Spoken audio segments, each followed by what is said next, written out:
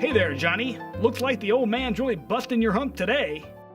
Why not try Tranquilizer?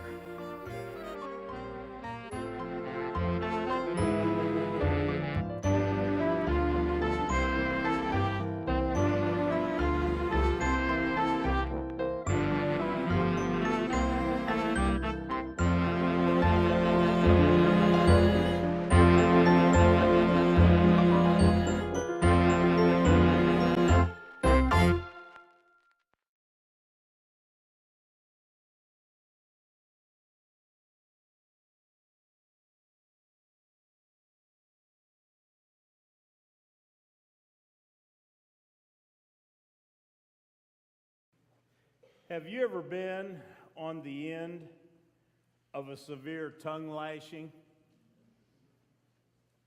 Just think about that for a moment.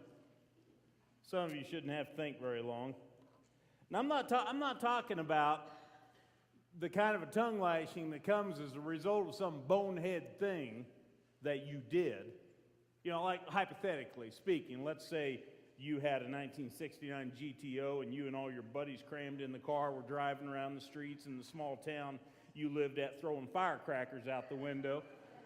And the police pulled you over and made you line up alongside the edge of the road while he searched your car. And then word got back to mom and dad what had happened, and they were all concerned about all the people that saw you knowing who you belonged to.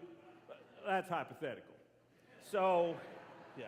No, I'm not saying a tongue lashing as a result of some bonehead thing. I mean, because you have to deserve it, you know, if you did something like that.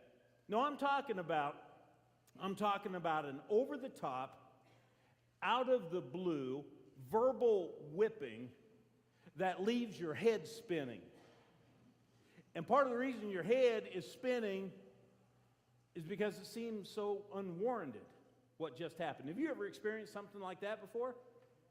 Yeah, there's a number of you nodding your head. And I think maybe not everyone in here is, but a lot of us, you know, have found ourselves on the receiving end of something like that before. I have a few times. I don't know exact count. I intentionally try not to keep track of stuff like that, but I would guess probably 6 or 7 times in my adult life that something like that has happened. The irony is that every single one of those involved church people. It's never happened outside the church. You know, it's just been in the church, and that's subject for another time. But yeah, over the years, whether it be here or where I served at previous to being here, yeah, there was probably 6 or 7 times. I really can't go into detail, you know, about those because I never know who's listening to the CD, you know, of each message. So there is one, though, I'll give you some information on. I feel fairly safe to be able to do this. But this was 20-some years ago. My boys were young. They were 4 or 5 years old, 6 years old, somewhere in that neighborhood. And I was the senior pastor, and it was December. And it was time for the Christmas program, which was being held on the Sunday before Christmas at the church that I was serving at. And we had a Christmas program director who was a real organized person, and she had gotten everything started at least 3 months ahead of time. And they were having Sunday night practices. And we were very diligent, tried to head off any possible, you know, issues in the future. And so we sent out a communication to all of the families that had young kids saying, if you want your children in the Christmas musical, they need to make the practices. You know, they need to make at least half or more of the practices. Well, we had this one particular family that did not send their children to a single practice the entire time. And then when that Sunday rolled around, that Sunday morning, they went up to the director of the program that was going to be doing everything that evening and said, we want our boy to be in the Christmas program tonight. Big grin on their face, and she was like, I'm sorry, but you know, we're doing lots of songs that he will have no clue, you know, what we're singing, because he hasn't made any of the practices, so I'm sorry, we can't do that. Well, I didn't hear about that Sunday morning. I heard about it Sunday afternoon. This was the last full day that we were going to be around the house because as soon as the Christmas program was over that night, which was going to, by the time we'd head out of town, it'd probably be 9 o'clock at night. But that's usually back in the days when my boys were little. That's when we did our traveling, was through the hours of the night. Everybody would sleep in the car except for me. And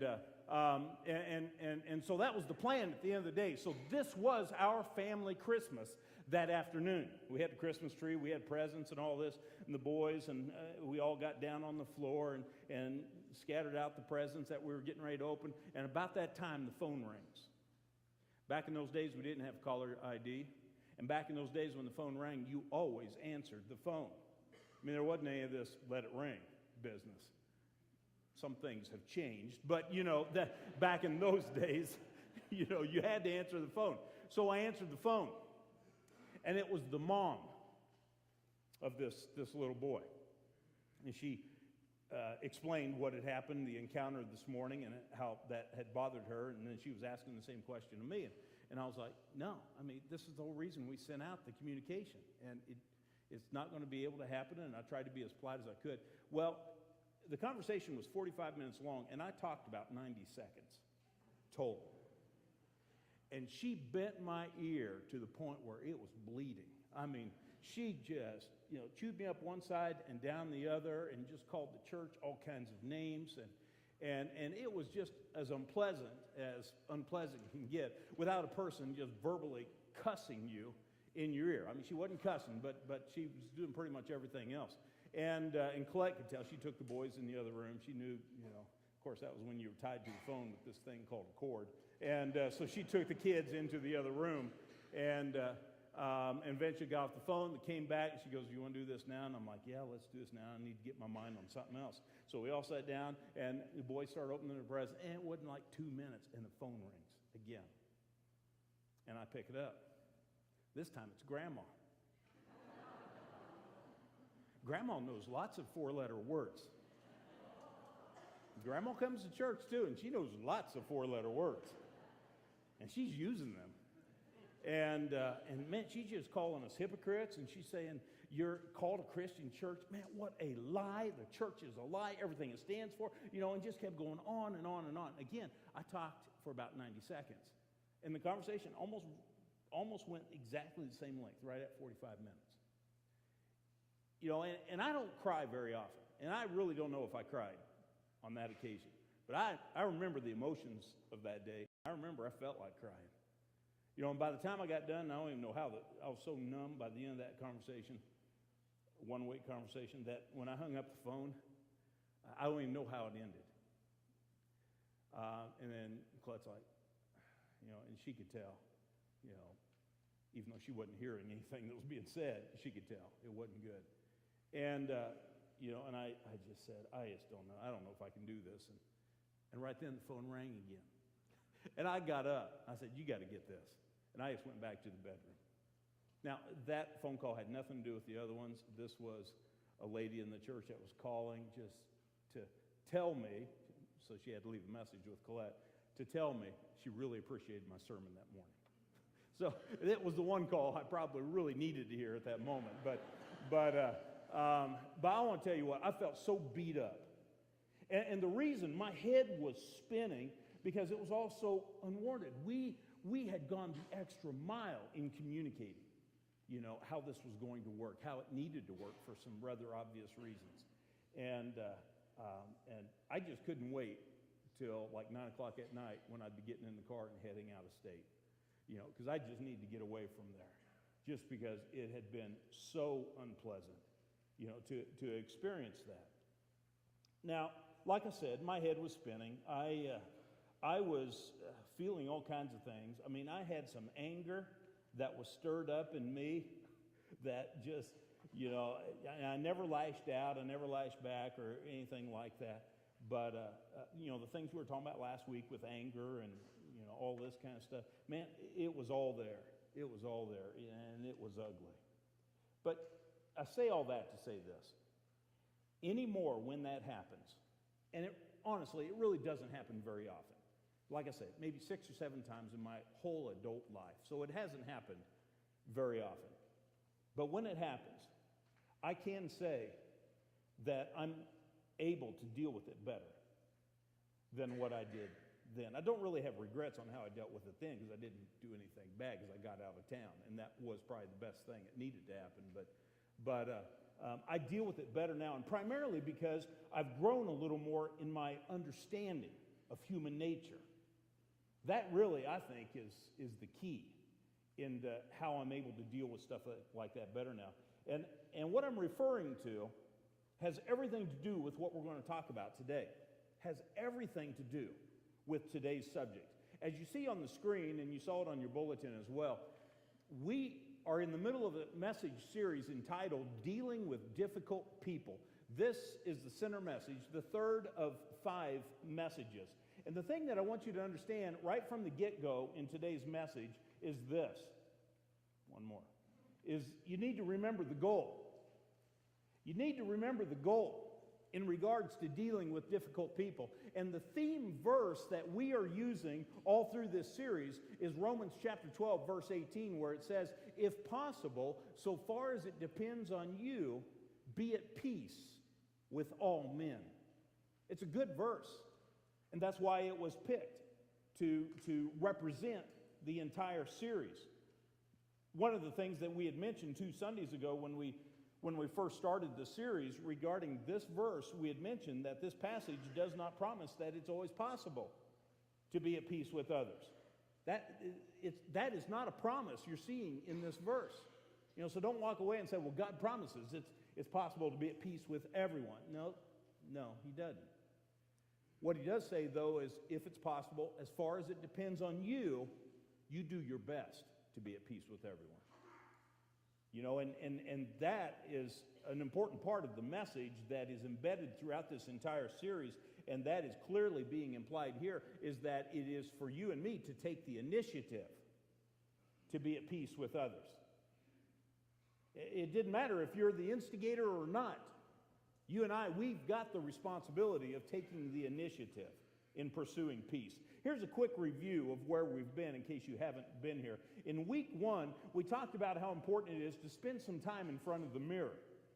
When you have a nasty situation beginning to surface and some difficult person that you're dealing with, whether it be at work or whether it be in your extended family or whatever, the first thing you need to do before you do anything else is you need to spend some time taking a good hard look at yourself, because you might discover something unsettling while you do that. You might discover that perhaps you, too, are a difficult person to get along with. And you've got some stuff on your side of the street that needs to be dealt with. And so that's where it's got to start. It's got to start with taking a good hard look at yourself. We talked about that 2 weeks ago. And then last Sunday, we were talking about how important it is to avoid the tendency of becoming argumentative. When someone is being nasty with you, when someone is being hurtful in the things that they say or the things that they do, the natural tendency, of course, is to put up the defenses, to dig in your heels, and to get ready to go to battle for an all-out war, an argument, a squabble, whatever it is you want to call it. But we need to avoid that tendency. And to do that, we've got to process the anger in a healthy way. And that's what we talked about last Sunday, because nothing good comes out of raising your voice in the middle of an argument, interrupting the other person, attempting to get in the last word, and especially if you're trying all 3 of those things in the middle of an argument. It's pretty much guaranteed. Nothing good is going to come out of that argument. It is not going to be productive. So you got to learn to process your anger. And we talked about how that's done last Sunday. Now, for today's thought, let's begin with 1 Peter chapter 3, verses 8 and 9.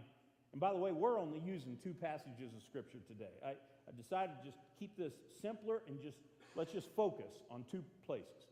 1 Peter chapter 3, Romans chapter 12. We're just going to focus on those 2 passages. This is on your outline. This is the memory work for this week. If you're up to the challenge, memorize both those verses. If not, focus on verse 9. And you can indicate that on your connection card that you're going to try to memorize that this week. Here's what it says. To sum up, all of you be harmonious, sympathetic, brotherly, kind-hearted, and humble in spirit, not returning evil for evil or insult for insult, but giving a blessing instead. For you were called for this very purpose, that you might inherit a blessing. Now, the first thing I want you to understand as we take a little bit closer of a look at this passage is I want you to understand it is dealing with the subject of difficult people, and that's why I'm presenting it in the middle of this series. You can look right in the middle of the passage that's on the screen, and you see for yourself the phrases, not returning evil for evil and insult for insult. You see, we're talking about difficult people.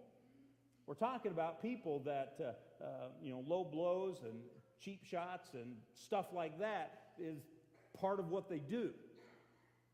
And so that is in the context of what this verse is dealing with. In fact, if you don't think that's enough of the context, you can just go a couple verses later in verse 11 and you'll read that it says, seek peace and pursue it. Why? Because there isn't peace right now, because of this difficult person, because of the cheap shots they're taking at you.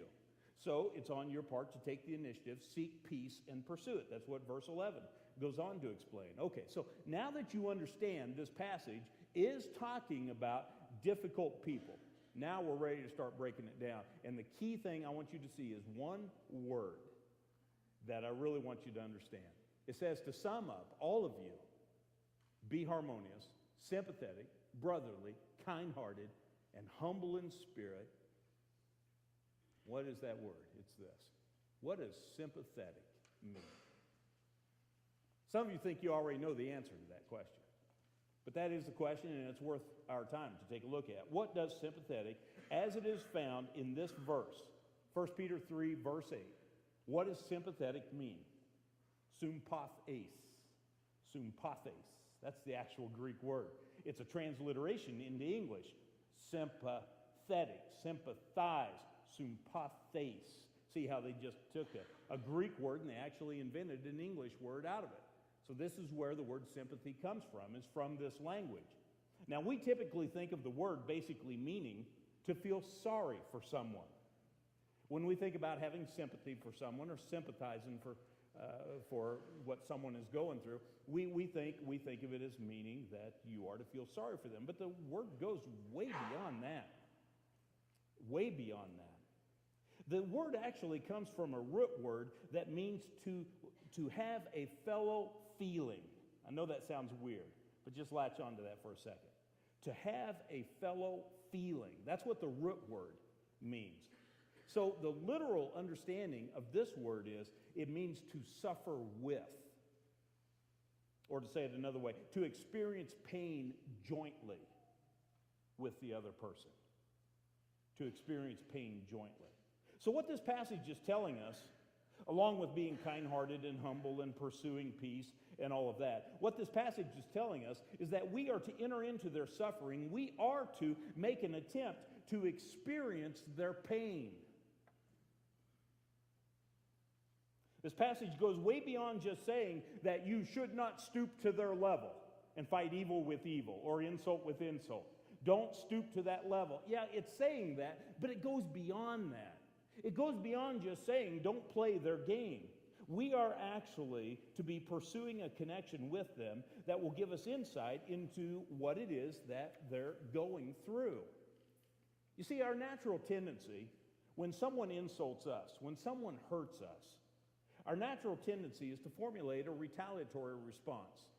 I mean, that's just kind of built within us, that's the way we respond. We do that by withholding our emotions, what we consider to be the good emotions. We withhold our emotions because we don't want to be hurt any more than what we already are. So we begin withholding our emotions. We start drawing up sides, building walls, and we start putting up our defenses, and we start strategizing as to what our response is going to be, which is usually, how can I help them to know how hurt I feel right now? And that's usually what our strategy is. I want them to feel some of the pain that I'm feeling right now, which is exactly the opposite of what the word sympathize is conveying. It's exactly the opposite.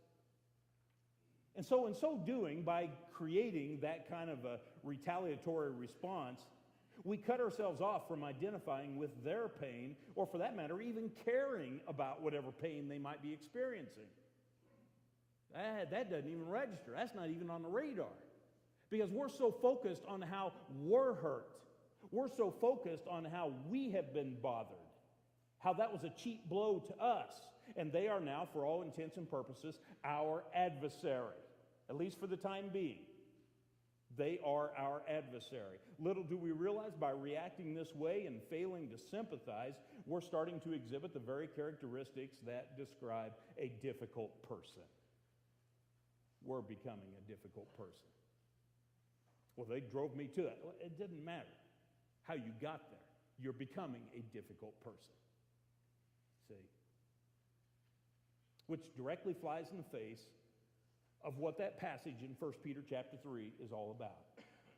Because it's exactly the opposite of what it's talking about. Let me express the thought a little differently. When someone is particularly rude to you, or distant, or mean-spirited to you, take a moment to consider what might be the underlying cause as to why they're being that way.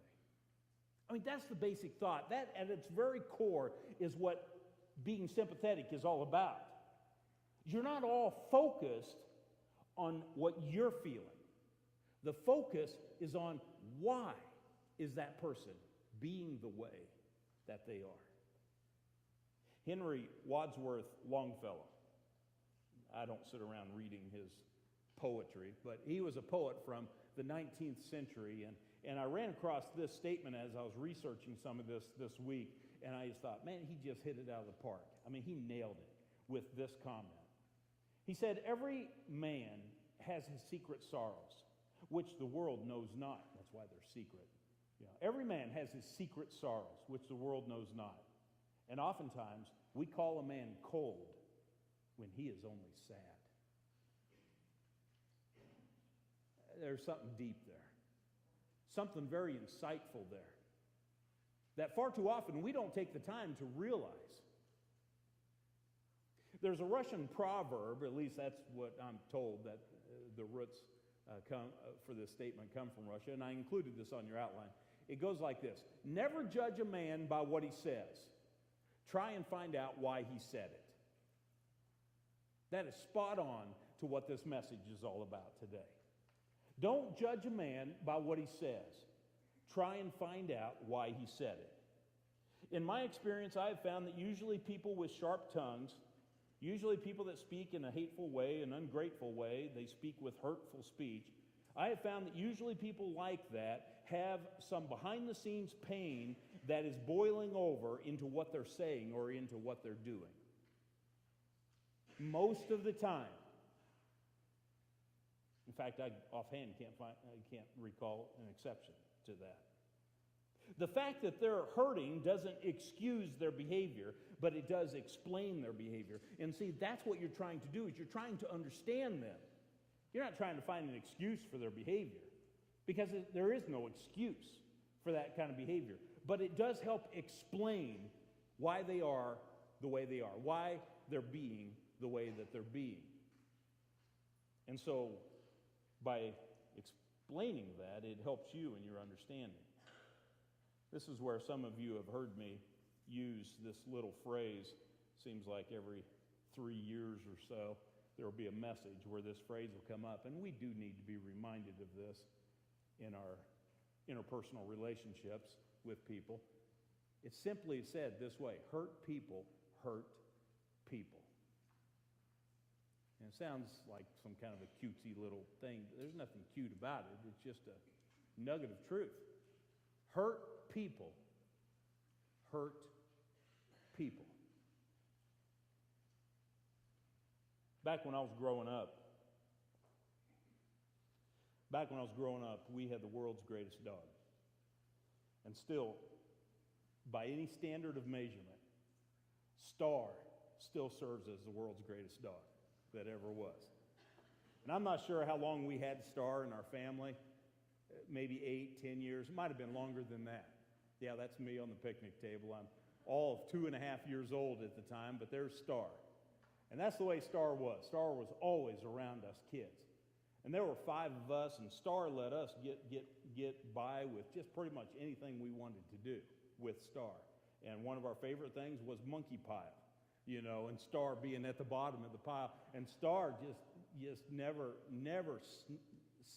snapped at any one of us, never acted that way whatsoever. Just a great dog to have around the house. And, of course, was an outside dog. Back in that time, my dad, he would never allow a pet in the house. And so we had to go outside, which we were forced outside by our mean mom all the time. And so we spent lots of time out there with Star, and we had another dog too, but Star still head and shoulders taller. Well, on this one particular day, my older brother, and I think my next younger sister was old enough to be in school too. The 3 of us were getting off the school bus. And we did the typical thing that we do. The school bus stops out in front on the gravel road and open the door, and we go running out the door. And, of course, Mom's stepping out, of the house, the screened-in porch. But we're running, and we're not running to Mom. We're running to Star. And Star's running to us. It was a typical scene that just played out every day. On this particular day, however, things went a little bit different. Because as soon as we got to Star and we threw whatever books or bags we had down and we started wrestling with her and getting our school clothes all dirty and stuff on the ground, and things weren't turning out quite the way that they always had been, Star took a couple of snips at us. She snapped at us a couple times. I know she didn't bite me, and I don't really think she actually bit any one of us, but it got pretty close. And it was totally out of character for Star. Mom, of course, standing there, saw all this and immediately called for us to get in the house. And so we got in there along with my youngest sister and my youngest brother, and Mom just said, "Tonight, you guys just stay in the house. Your dad gets home, your dad's going to take a look at Star."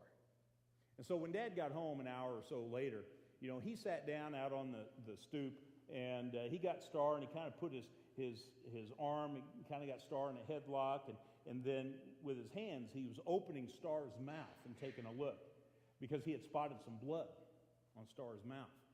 And as he opened Star's mouth, he could see that there were a couple of teeth that were missing.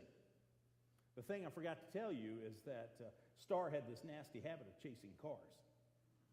And on that gravel road, cars, though they could fly by pretty fast, they still didn't fly by as fast as they do on a paved road. And so Star's always out there chasing these cars. Well, apparently on this day, Star had achieved what had always eluded her, and she had caught a car. I don't think it quite turned out the way she had been hoping. I don't know what she was planning to do with that car, but the car got the best of that encounter. And so here Star was, aching, hurting, to who knows what extent, and then here these kids get off a school bus, run up, and start jumping on her, and all this stuff, and thus she snaps at us. And so Dad told all of his kids, he said, for the next few days, just don't do anything. Don't interact with Star. Just leave Star alone. Don't even go up and pet her or anything. Just leave her alone. And it took a couple of days. It maybe took as much as a week. I don't really recall it taking longer than that. But Star snapped out of it. And everything was back to normal, and we were wrestling around with Star again and all this, and she was the world's greatest dog, like we always knew she was. Well, this is my point. Here Star was, and you couldn't ask for more from a dog than what she represented for 5 little kids in a home. And yet, when she was hurting, she was snapping at the people that she was closest to and could have very easily hurt us. But it was because of her pain that was happening. There's some real insight there for us to gain. If you have someone who is coming across to you rude or inconsiderate, you can be almost certain that they've got some unresolved issues that they're dealing with in their life. They got some stuff that you probably are oblivious to, you don't know anything about, but there's something going on. They got some baggage of some kind that's playing into this. It might be some form of anger or some form of resentment. It might be heartache of some type or stress of some sort that they're dealing with, but But the thing is that they are struggling in dealing with it. And you just happen to be close at hand. And so you get the brunt of it. And that explains all the more why firing back at someone who says something that is hurtful, someone that hurts your feelings, someone that offends you, that's why firing back at them and fighting fire with fire is not going to be productive in any way, shape, or form. If anything, it's just going to serve to ignite the whole situation even worse. Because now you're going to start giving them something to justify their behavior. And you're upset, and they'll be upset, and everything escalates from there, especially if it breaks into an argument. So what is it that they need? When someone is being difficult with you and they're saying hurtful, unkind things, what is it that they need? Well, we need to go back to our original verse in this whole series, which is Romans 12, verse 18, where it says, if possible, so far as it depends on you, be at peace with all men. If you got your Bible, open it up to Romans chapter 12. Because I don't believe we've done this yet. We're going to look at the surrounding verses. Because there is going to be some insight that we're going to gain from the surrounding verses. We could spend a lot of time here. We don't have a lot of time. So I'm primarily going to end up settling on one more verse in this passage that I want you to really give some consideration to. But as you look at Romans chapter 12, you see verse 18. We're going to back up a handful of verses, and we're going to read the 4 verses or so preceding, and we're going to read the 3 or 4 verses following, so we get the whole context. Here's what it says, starting in verse 14. Bless those who persecute you. Bless and do not curse. All right, so we are talking about difficult people. We're talking about people that are doing something that is hurtful to you. All right, verse 14 is establishing that pretty well. Rejoice with those who rejoice. Weep with those who weep. Be in agreement with one another. Do not be proud. Instead, associate with the humble. Do not be wise in your own estimation. Do not repay anyone evil for evil. Try to do what is honorable in everyone's eyes. If possible, on your part, live at peace with everyone. Friends, do not avenge yourselves. You see, again, we're talking difficult people here. Do not avenge yourselves. Instead, leave room for his wrath, for it is written, vengeance belongs to me, I will repay, says the Lord. But if your enemy is hungry, feed him. If he is thirsty, give him something to drink. For in so doing, you'll be heaping fiery coals on his head. Do not be conquered by evil, but conquer evil with good. You see, you don't play the game that they're playing. Okay, you rise above that. That's what verse 21 is summarizing for us. But again, after having read over those verses, it becomes clear because you see 4 or 5 verses in there specifically referencing people that are hard to deal with, people that are hurtful to you in one form or another. Well, right in the middle of all of that is this verse, and I single this verse out because it has everything to do with what we're talking about here today. It says, rejoice with those who rejoice, weep with those who weep. Now, that is not a verse you're unfamiliar with. For most of you in here, you are familiar with that verse. You've heard that expression who knows how many times in the past. However, the possibility exists that your understanding or application of that verse is not totally consistent with the context it's found in. That verse is not saying regarding your buddies, regarding the people you like to hang with, regarding this will show you how hip I am, your BFF. You didn't think I knew that, did you? Yeah. Regarding your BFF, it's not saying rejoice with them, your BFFs that are rejoicing. Weep with your buddies, the people that you love to hang out with when you get an opportunity on a Sunday afternoon or a Friday night. Man, they're the people that you look forward to spending time with. Weep with them when they're weeping. That is not what this verse is saying, because the truth of the matter is you don't need any encouragement to rejoice with your buddies when they're rejoicing. You don't need any encouragement to weep with them when they're weeping. That's something that comes pretty natural. I mean, because we've already, made ourselves vulnerable to them, and we got that relationship thing established, and so that comes natural. Remember the context. Because the same context that verse 18 falls into is the context that verse 15 is falling into. It's talking about difficult people. It's saying in regards to difficult people, you need to rejoice with the difficult people who are rejoicing. You need to weep with the difficult people in your life who are weeping. Well, that puts an entirely different twist on this verse.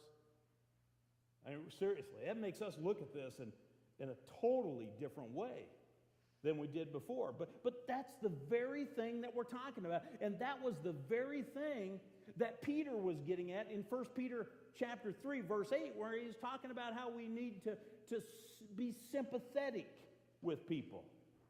It's kind of like crawling into their skin and kind of seeing things from their perspective and feeling what they're feeling.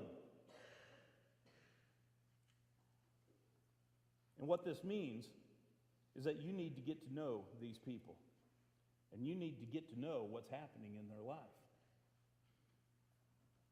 Last Sunday on your connection card, I had the question, the survey question, that read this way: what is the best way to get to know a person? Now, when you were answering that question, you didn't know where exactly this was going to lead to because you didn't know the details of today's message. But you were simply answering that question. What is the best way to get to know a person? Someone wrote down on theirs this answer. They said, follow them in an unmarked car and tap their phone.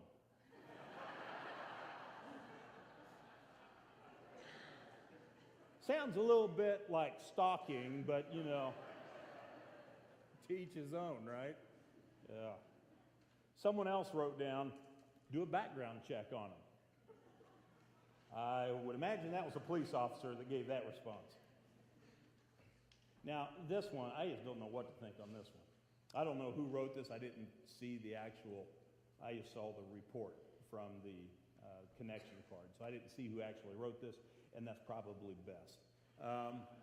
What is the best way to get to know a person? One person wrote this down: marry them. No wonder my schedule is as busy as it is. Yeah. All right, but those were a few of the responses. But the vast majority of the responses, I mean, were all right down the same direction. You know, and a few people verbatim said it the way that I'm going to report it. But everyone else, yeah, I mean, they were basically all saying the very same thing. And this was the answer, the most common answer that was given. Ask them questions and really listen to their answers. Verbatim, that answer was given multiple times. But that was, in fact, there was one person that was putting down about the listening part, because some people expanded, especially on the listening part. And one person, you know how little space we put on those connection cards. You think that's by accident, but how much little space there is for your answers. And one person, when they basically put down, ask them questions and listen to the responses, they went on and kept crowding more and more words in those little white spots, and they were basically saying, and while they are answering the question, don't be formulating your response. Listen, just listen to what they're saying. Man, that's great. And because that's the answer. And that goes right along with one of the verses we talked about last week from James chapter 1, where it says, be quick to hear, slow to speak, and slow to become angry. You know, how do you get to know people? You get to know people by listening. Now, obviously, you got to spend some time with them, and asking questions certainly isn't going to hurt. But the key in all of that is listening to them. When I went to Bible college, I had already been dating Colette for over 2 years. And so I already knew, you know, that where this was going to. And so the same weekend that I graduated from high school, I graduated on Thursday or a Friday night. Well, that Sunday evening is when I proposed to her. Because I was just like, you know, why not? We're going to spend the rest of our life together anyway, so why are we going to postpone this? I knew that it was going to basically eliminate campus life for me, that other than classes, I wasn't going to do any other campus activities because I was going to have to work full-time and all. I understood that, but I was glad to pay that price, and it was important to us that Colette graduate as well. And so we got married right in the middle of our freshman year in college. And so I had a few odds and ends jobs, gas stations, motels, stuff like that for a little while. And then I landed the job. That was the job that carried me for three and a half years, pretty much the rest of the time that I was in college. And it was for an outfit called Rayco. And maybe you've seen the name before. The full name is Rayco Car Wash Systems, R-A-C-O, Car Wash Systems. There was a plant down in Joplin that built car washes, high-pressure car washes. And that was where I got my job, and my responsibility was in the shipping and receiving department, okay? And so anyway, I had interviewed for that job. I knew one guy that worked up in the office, but I was going to spend all my time out in the shop, and there was about 14 guys out in the shop, and I didn't know one of them, and they were all older than me. I was the kid. And that was a little bit intimidating because these were all, I mean, they were hard-working, blue-collar workers. And, and several of them, I mean, they looked the part. They looked as rough as all get out. So it was a little bit intimidating for me going into that, but I made a decision that I was going to approach this in a way that, because I knew the tendency was for them to just always consider me as being the kid back there in shipping and receiving. And so I decided that what I was going to do is I was not going to spend any time, unless I was directly asked a question, I was not going to spend any time talking about me. Instead, any conversation I got into, I was going to focus on them. And I was going to ask them questions. You know, I mean, not threatening type questions, just questions like how long you've been working here, what'd you do before you worked here, how long you've been married, how many kids you have, what do your kids do when they're not in school, and where did you meet your wife at? And I mean, just questions like that. And what I discovered is that I really got to know all 14 guys in the shop. Because I discovered people really enjoy talking about their favorite subject. Their favorite subject is themselves, their life, their family. And it didn't matter that I was a kid. We would talk about it. And it didn't hurt either that my counter for shipping and receiving was back there right next to the bathroom. So multiple times a day, they had to come right past me. You know, so it wasn't just during lunch breaks. There were multiple times throughout the day I had a chance to talk to all of them. And what I ended up discovering through all that, and they were very simple questions, just asking questions, but listening, really listening to the responses and making mental notes. So a week later, 2 weeks later, I would ask them a question regarding something they had told me 2 weeks earlier. And I just was very purposeful in getting to know them and to show that I'm interested in you guys. And what ended up happening was something that really wasn't a part of a game plan or anything else on my part, but what I ended up discovering is that these guys were confiding in me. They started sharing some things with me that they never talked about with the others. Because with everybody else, you know, when they were around, they would be talking about, like on Monday and Tuesday, they'd talk about how they had partied on the weekend and, telling the stories about what had happened over the weekend. Wednesday was just like everybody's bummed out because it's Wednesday. And Thursday and Friday, everybody's talking about the parties that are going to happen this next weekend. Those were the subject matters. Sprinkle in a little bit of sports or something like that, or a hobby, you know. And you basically have the subject matter that people were talking about. But that wasn't the way it was with me.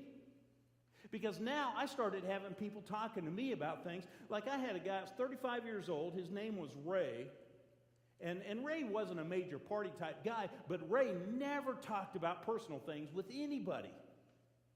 But after talking to him for a while and stuff, Ray started sharing with me. I remember the day he shared with me when he had discovered that his wife, who had quit smoking 6 months earlier, it was something they had gone round and round about. She had quit smoking 6 months earlier. Well, the night that he discovered, it was the very next day he told me, the night that he discovered she was still smoking, and she was hiding it from him. They lived in a trailer house, and she'd go into the bathroom. This was the middle of winter. She'd open that little dinky, crank window above the bathtub, and she'd smoke right up by that, blowing the smoke out. And he talked about how much that hurt him because she had been lying to him for months. That is not something he would have brought up to anybody else out there. But he brought it up to me because it was something that was really bothering him because he had just found out the night before.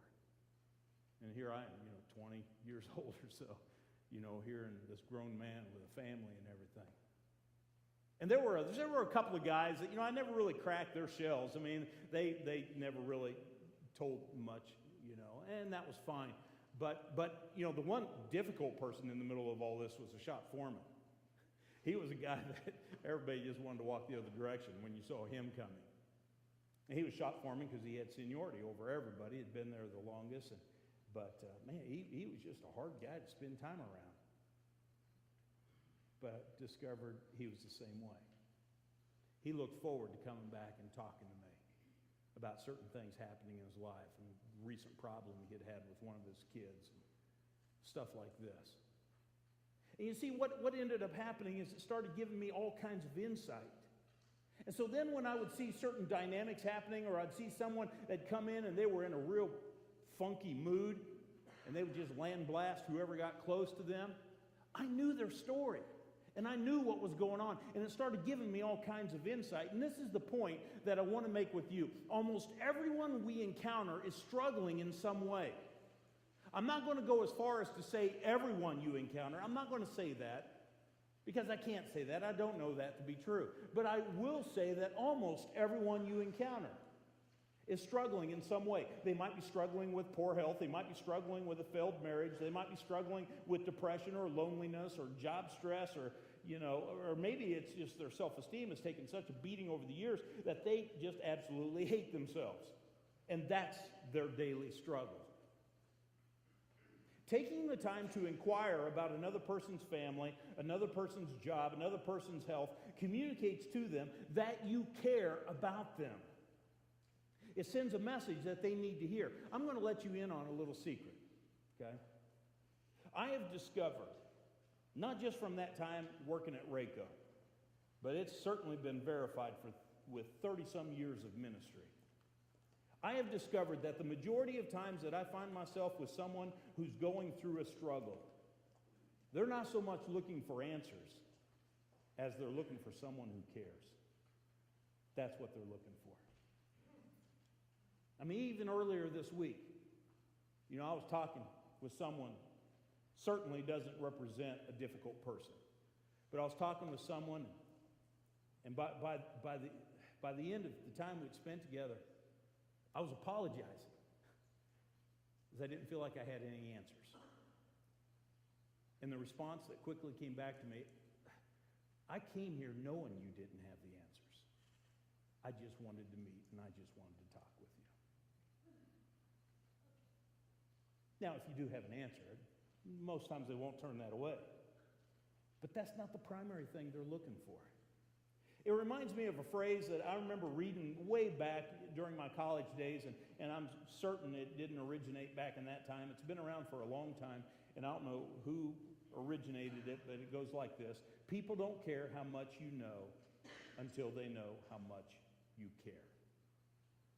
There's so much truth wrapped up in that.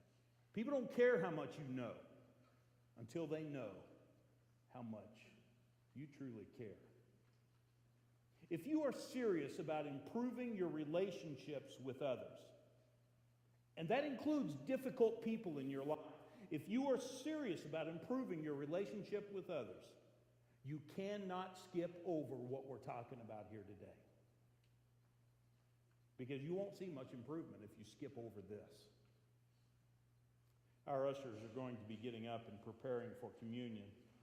And while they are preparing for it, I'm going to show my last slide, so they may need to copy off their neighbor to finish their outline after communion. But this last slide that I'm going to show you is something that I need to be reminded of regularly. And thus I think you need to be reminded of as well. And I'll phrase it like this. The Lord loves that difficult person in your life just as much as he loves you. Now you just let that sink in for a moment. Because you know how much you love the Lord.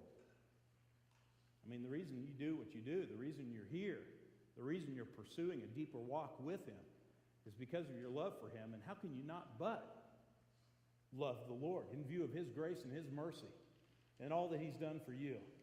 I mean, we love the Lord because he first loved us. I think that's a true statement, right? That's why we love him. The sending of his son, Jesus' death on the cross, all of that did not have to happen, but it did happen because of the grace of God, because of his love for us. He did the unthinkable, and that's what we reflect on during our time of communion. We celebrate God's grace and his mercy, and we can't help but have our hearts swell up with more and more gratitude and more love because God is so good. But when you stop and you think about this is a different matter. Because this isn't quite so natural on our part. That God loves the difficult person in your life just as much as he loves you. God's grace and God's mercy is extended to that person, is available to that person, as much as it is available to you. You say, well, that person doesn't deserve it. Yeah, right. Did you deserve it? None of us deserve God's grace and mercy. And God loves that person. And knowing that should have an impact on the way we look at the difficult people in our lives. We may not really care for them on a personal level because of some of the junk that they've done to us or our loved ones. So we may not care for them on a personal level, but you can't help but start caring for them when you know God cares for them so much. God wants us to represent his conduit so that his love and mercy can flow into their lives. And so that's my challenge today during this time of communion. In addition to reflecting on God's love for you and Jesus' sacrifice on your behalf, I want to encourage you to get a face in mind, a face or two, of difficult people that you're dealing with in your life. And I want you to pray specifically about those people in regards to how much God loves them. And asking God, how do you want to use me as your representative to help them understand your love better? Let's pray about that. Father, thank you. Thank you for the opportunity we have today to be able to open your word, to gain additional insight into something that is so relevant to our lives. It's not something that comes real natural to us. The whole thought of becoming sympathetic with people that represent difficult people in our lives. But yet it's so relevant because it's there and we deal with it in one way or another, sometimes almost daily. Father, I pray that you would give us hearts that are responsive. Might we take your word and internalize your word, and might we act upon your word in a way that brings glory to you and that clearly demonstrates how thankful we are for what you mean to us in our lives. Help us, Lord, in view of the fact that you love these difficult people so much. Help us to demonstrate some love their direction.